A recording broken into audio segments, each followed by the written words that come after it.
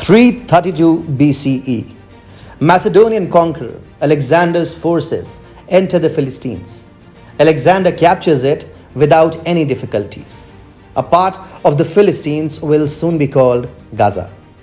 Following the death of Alexander, Gaza, along with entire Egypt, falls under the Ptolemaic dynasty, then the Seleucid dynasty, and finally the Roman Empire. Let's quickly move to the modern era. 1948, an all-Palestine government is proclaimed in the now Egypt-occupied Gaza. 1958, Egypt's firebrand and somewhat obstinate president Gamal Abdel Nasser announces in May that the adjoining straits would be closed to Israeli vessels. He then mobilizes Egyptian forces along the border with Israel. It is enough for Israel to launch a series of airstrikes against Egyptian airfields. In a matter of days, entire Egyptian air force is destroyed with very few Israeli losses. 1967. Jordan enters a defense pact with Egypt.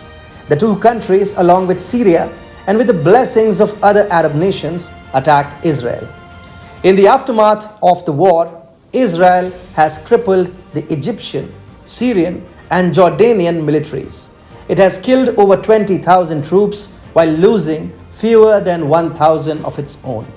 Gaza is now controlled by Israel.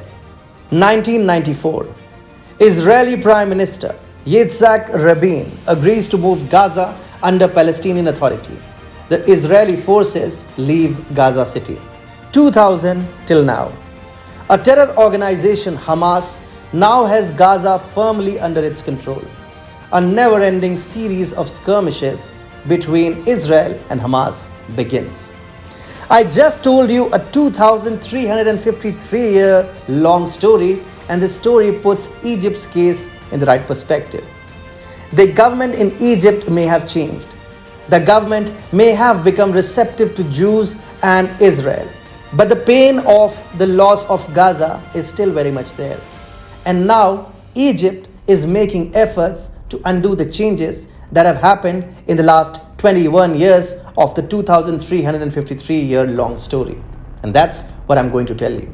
Hi and welcome. This is TFI Global, the foreign affairs and geopolitical analysis arm of the TFI Media Group. And I'm your host, Atul Mishra. In this video, I will tell you about how Egypt is trying to diminish Hamas's influence in Gaza that it still considers a part of its own. Let's begin.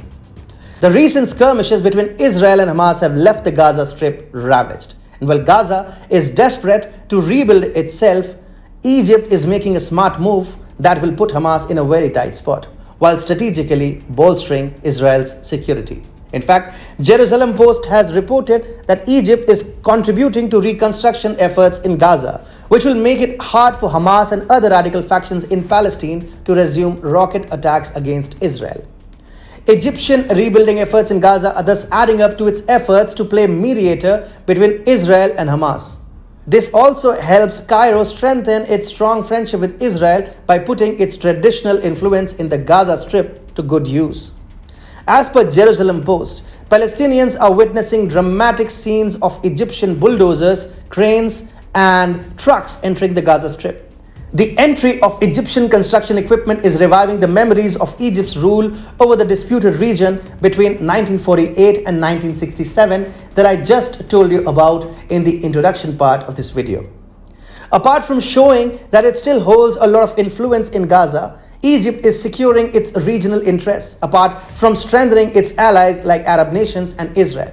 The fact remains that Egypt is presently governed by a moderate government instead of the former Muslim Brotherhood regime.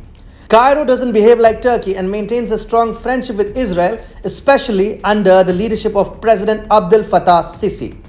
What makes Egypt even more influential is the fact that it has managed to remain a big brother to Palestinian groups despite its friendship with Israel. Egypt did call upon both sides to show restraint during the Gaza skirmishes, and it does appeal for calm. But as per sources, it has also categorically warned Hamas leader Yahya Sinwar against a fresh round of fighting with Israel. As such, Palestinian groups including Hamas do not go against Egypt and remain cooperative with Cairo. And Sisi is using this influence to avoid a fresh round of rocket attacks against Israel from the Gaza Strip. The entry of Egyptian construction equipment in Gaza makes it all the more difficult for Hamas to target or even prepare itself to target Israel. Jerusalem Post quoted a source as saying it will be hard for Hamas to initiate another round of fighting with Israel when there are many Egyptians inside the Gaza Strip. The source added, if Hamas or Palestinian Islamic Jihad start firing rockets at Israel while the Egyptian construction teams are working in the Gaza Strip, the two groups will get into trouble with Egypt. Presently, all Palestinian factions are looking to rework their power arrangement, and Cairo is the one facilitating their negotiations. So, no Palestinian factions can afford to annoy the Sisi regime. And then, it is not only about rocket attacks. Egypt also told Hamas that a long-term truce with Israel would necessarily involve a prisoner swap. Hamas was keen on separating prisoner negotiations from any discussions about a long-term truce in Gaza. Israel, on the other hand, wants to retrieve 2 Israeli civilians and the bodies of 2 Israel Defense Force soldiers currently held in Gaza. Egypt is disciplining Hamas, and Israel is the one that benefits from it. Cairo has its reasons to help Israel. It is doing so partly to win favor with the US, partly to bolster its own strength in the Middle East, and partly just as a torn page from the history of the region.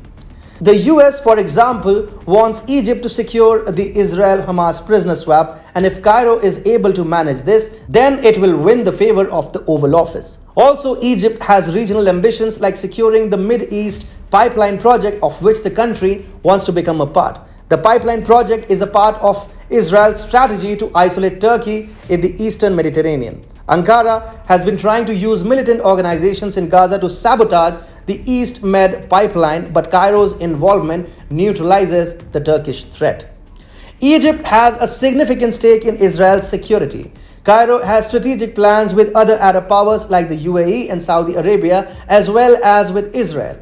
Broadly, Egypt wants this alliance to tackle the Turkish threat in regions like Libya and Eastern Mediterranean. And for this purpose, Cairo has no qualms in using its influence in Gaza and securing Israel. The presence of Egypt in Gaza thus gets the proverbial monkey off Israel's back. Cairo is exercising deep influence in Gaza, which really puts Hamas in an awkward position. Hamas cannot provoke Israel even if it wants to, because the reconstruction efforts in Gaza are at stake.